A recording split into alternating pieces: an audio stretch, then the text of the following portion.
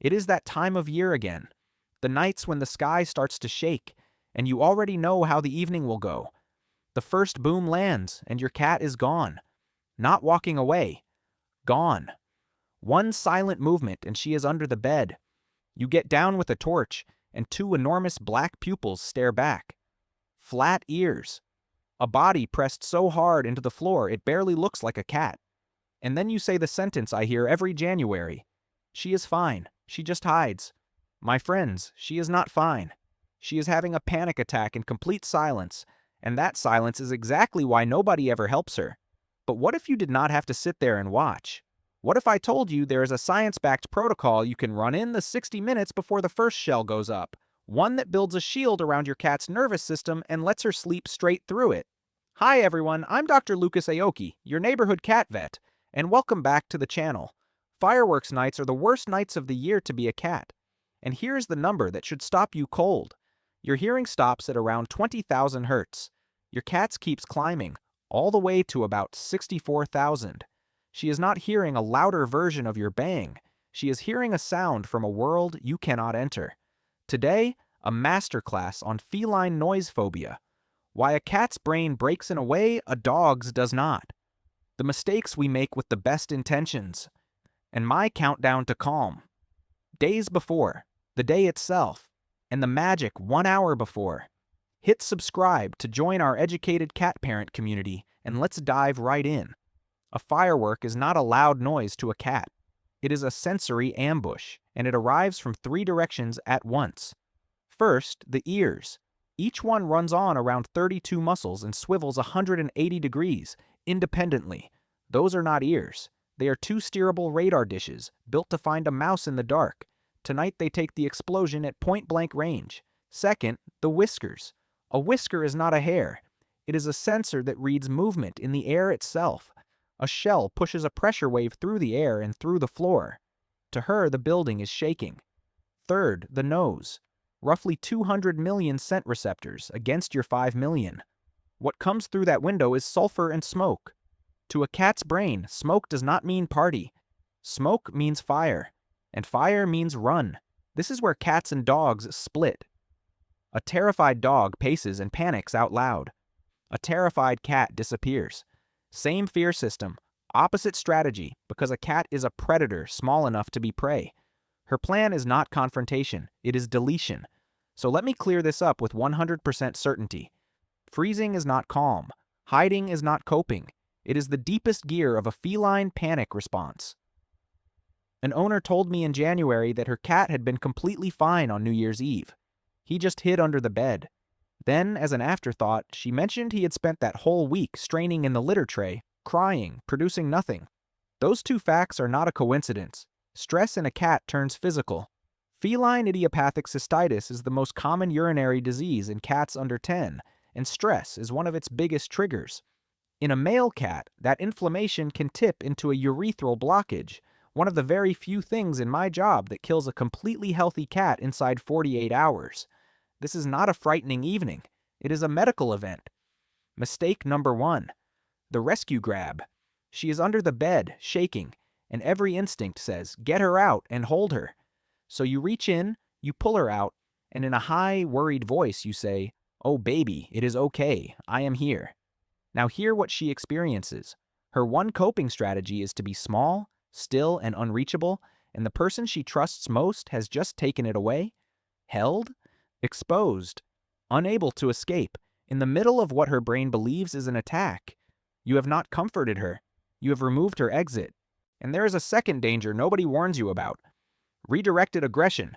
A cat flooded with adrenaline who cannot reach the thing terrifying her will attack whatever is closest. Your hands. The other cat in the house. So please hear this vet warning. Never drag a hiding cat into the open. Your job is not to move her. It is to make sure the place she hides is a place you chose. Mistake number 2. The open door. A cat in full flight does not navigate. She runs in one direction until she cannot run anymore, and cats turn up kilometers away 3 days later in car engines and strangers' sheds. And you only need to open that door once. For a delivery. For a guest. So lock the cat flap, and I mean lock it, not close it. Shut every window, including the tilted ones at the top, which cats slip into and die in. Check that her microchip is registered to the number you actually use. And never carry her to the window to show her the lights. That is flooding. It teaches her that not even you will keep her away from the danger. The real work does not happen on the night. It happens now. 3 to 5 days out, 3 things. 1. Build the den early. Cats do not accept new territory while they are frightened. Pick the most interior, quietest room in the house, away from the street-facing windows, and start making it hers now, while nothing is happening. 2. Plug in a feline pheromone diffuser today. It is a synthetic copy of the facial pheromone your cat leaves when she rubs her cheek on your sofa. In her language, that mark means, "This is mine," and it is safe. It needs a full day to build up, so it goes in now, not on the night. 3. Desensitize at cat speed. Play a firework recording so quietly it is barely a rumor, and while it plays, do the things she loves. A wand toy. A lickable treat. 2 minutes, then stop. Each day, raise the volume by an amount so small it feels ridiculous. And here is the note that matters. If her ears rotate back, her pupils widen, her tail flicks, or she leaves the room, you have gone too fast. Turn it off. Going too fast does not do nothing. It makes the phobia worse. Now, the day itself. You cannot walk a cat into exhaustion, and you do not need to, because a cat's nervous system has a built-in off switch. It is called the hunt, stalk, chase, pounce, catch, kill, eat, groom, sleep. Run that sequence to the end and she does not just get tired, she drops into a deep, satisfied sleep, and that is the state we want her in when the sky lights up. So on the day, 3 sessions with a wand toy, 10 to 15 minutes each, and she has to actually catch it. A laser pointer alone is a trap because a red dot has no body. There is nothing to grab, and the sequence never closes. Let her win. That is the kill, and the kill is the part that counts. Time the last session for 1 to 2 hours before the fireworks are due, and close it with her biggest meal of the day. Hunt, eat, groom, sleep. She will already be under when the first shell goes up. And one crucial warning.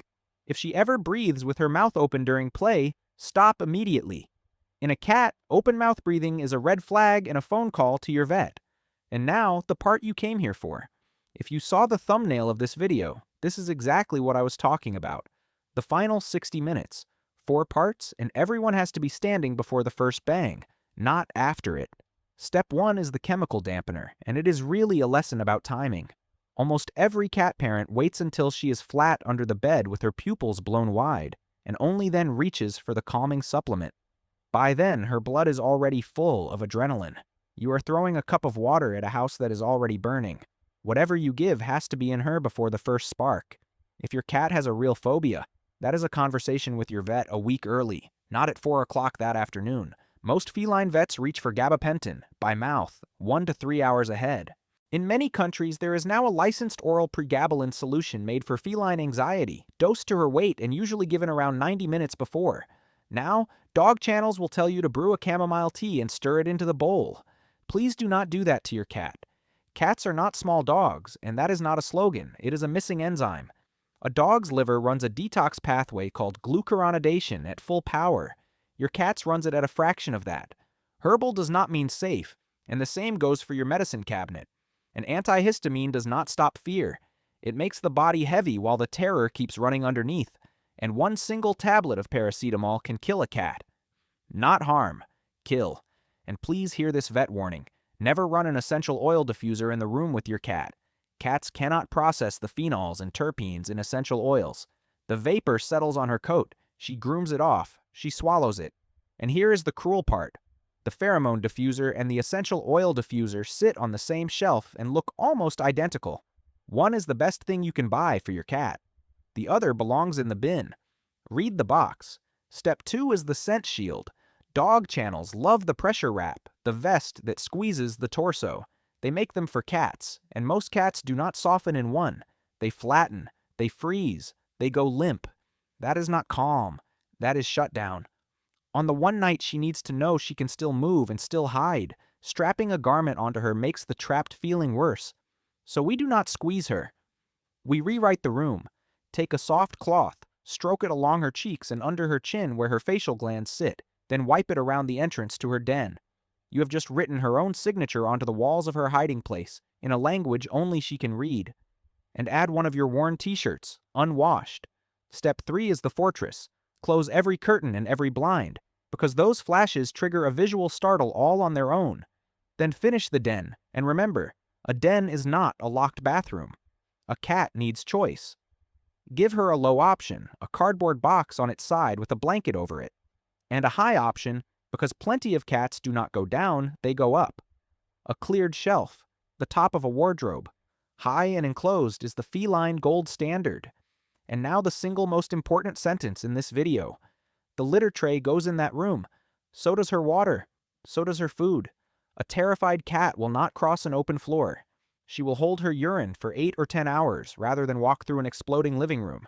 And a bladder of concentrated urine inside a body flooded with stress hormones is the exact recipe for the cystitis we just talked about. In a male cat, that is the road to a blockage. You are not putting that tray there for her convenience. You are putting it there to keep her off my surgery table. But Dr. Lucas, what if she hides behind the washing machine anyway? Then you close the bad options now, before the noise starts. Block the gap behind the appliances. Shut the room you cannot get into. Every door still open should lead somewhere safe. Then mask the sound. Not with the television, because unpredictable speech and music spike a cat's attention rather than settling it. Use brown noise, thicker and lower than white noise. And here's the feline correction nobody makes, because she hears so much higher than you do. Many white noise machines carry a high-frequency hiss that is pleasant to you and unpleasant to her. Go low. Go deep. Conversation-level volume.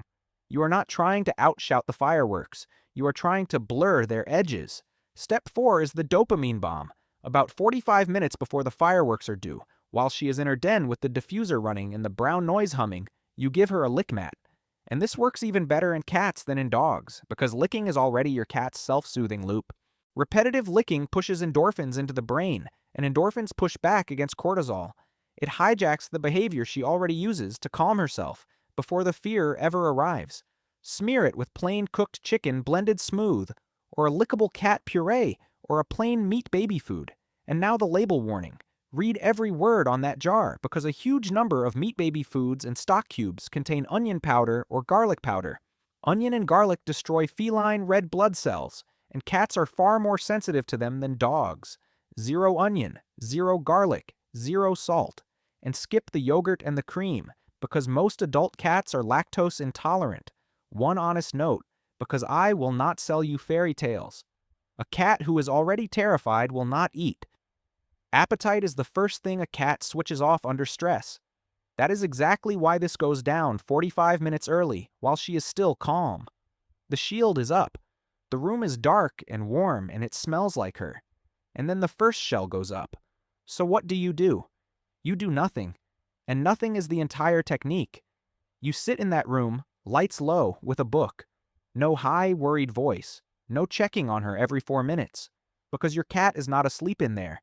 She is reading you. She is not looking for a leader. She is scanning her territory for a threat. And you are the largest, most information-rich thing in it.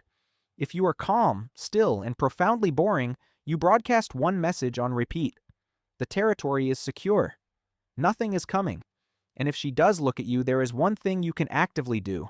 Do not stare, because a hard, direct stare is a threat signal to a cat. Soften your face, look slightly to one side of her, and give her a long, slow blink.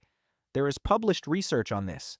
Cats slow blink back at humans who slow blink at them. That half-closed eye says, I am so relaxed around you that I am willing to stop watching. It is the most reassuring thing you can say to a frightened cat, and you say it without making a sound. If she comes to you, and only if she comes to you, do not scoop her up. Slow, predictable strokes along the side of her face where those scent glands sit. But watch her body. The moment her tail tip flicks, her back ripples, or her pupils widen, stop. A cat at the top of her arousal can tip from a purr into a bite in half a second. That is not aggression. That is overload. And then it goes quiet. Do not celebrate. Do not pull her out. Leave that room exactly as it is. Den, water, food, and litter tray for the next 24 hours. She will come out when her body decides it is safe. Now I have to be honest with you, because a shield is not a cure. 2 things to watch for in the days after. 1. A male cat going in and out of the litter tray, straining, crying, producing a few drops or nothing at all. That is a urethral blockage until proven otherwise, and it does not wait until morning. That is the emergency clinic tonight. 2. A cat who will not eat. 24 hours without food is a warning. 48 is an emergency. A cat's liver cannot handle a sudden fast. It pulls in body fat faster than it can process it, and the liver itself begins to fail. It is called hepatic lipidosis. If she is not eaten by tomorrow evening, you are calling your vet. Not searching online. Calling. So look at what we built. The biology, the 2 mistakes, the den days early, the hunt on the day. And in the last 60 minutes, a 4-part shield, the chemical dampener, the scent shield, the fortress with the litter tray inside it, and the lick mat. Now, I can imagine you might be feeling a little overwhelmed. So here is the golden rule. Never introduce all of it at once, and never introduce any of it for the first time on the night itself. A brand new room, a brand new smell, and a brand new food, all landing on the most frightening evening of her year, is not a shield. It is one more thing to be afraid of, and I promise you, you will be cleaning up vomit at 3 in the morning, so pick 2, the den and the diffuser. Start them this week and let her decide they are hers long before the sky ever moves. 2 minutes a day. That is the whole job. And if you are watching this having already lived through one of those nights, thinking, I did everything wrong, I pulled him out from under the bed, I had an oil diffuser running all December, please stop. You are not a bad cat parent. You did exactly what love told you to do. Nobody handed you the manual. You are holding it now. And the fact that you are sitting here on an ordinary evening, learning about your cat's liver and your cat's whiskers and your cat's bladder before anything has gone wrong at all, is what love actually looks like. If this helped, please hit the like button. It tells the algorithm that safe veterinary advice is valuable, and it helps this channel protect so many more cats. Subscribe so you never miss our deep dives into your cat's health. And in the comments, I want one thing from you. Tell me where your cat hides. Under the bed? On top of the wardrobe? Inside the sofa? In the bath? Tell me the spot and tell me their name. I try to read every single comment. And share this video with the friend whose cat vanishes every New Year's Eve. Give your cat a gentle chin scratch for Dr. Lucas tonight. Stay safe, always trust your instincts, and I will see you all in the very next video.